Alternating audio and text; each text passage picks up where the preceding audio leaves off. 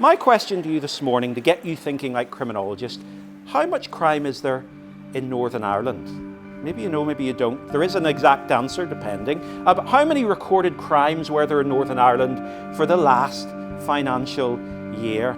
20,000? Actually, last year, as recorded by PSNI, there were 100,000 or so recorded crimes. But that 100,000 figure is only if you just accept PSNI at face value, because what we know from any of the crime surveys, some of the stuff we look at, there's anywhere between 50 and 100% more crime happening at any one time than ever is recorded by the police. Does anybody know how many people are in prison at this time in Northern Ireland? About 1,500. So if you're starting to question, well, why is there maybe 100,000 crimes? Why are there 150? Why are there only 3,000 people sentenced? Why is the prison population only 1,500 at any one time, roughly? You're starting to think like criminologists. Defining crime in criminology. We spend an awful lot of our time looking at what we even understand, what we mean by crime, because when we actually look at it, crime changes over place and over time. I think a lot of us through media have very populist conception about what is right and what is wrong. Fast forward close to 60 years, something which was once deemed illegal in society is now heavily protected under the law. So crime changes over place and over time according to societal sentiment, politics, changing cultures.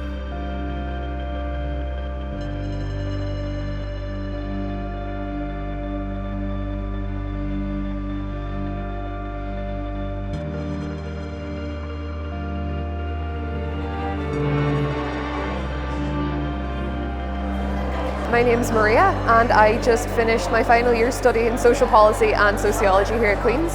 Social policy is a very broad subject, but what it means in essence is the policies that governments make. So that can be regional governments, national governments or supranational governments, and the policies that they make that affect your everyday life, that affect your social situation.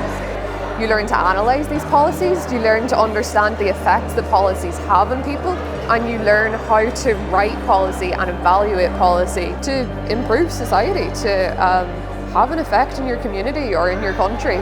It's been a brilliant course. I've found the staff really supportive. I have a lot of teaching staff that are actively doing research, are actively evaluating policy while we're learning, so it's really interesting to see what they're doing and that can influence what you're doing. I think one of the highlights of the course is in your final year. If you do a joint honours with social policy, you don't do a dissertation that is traditionally done at the end of a degree.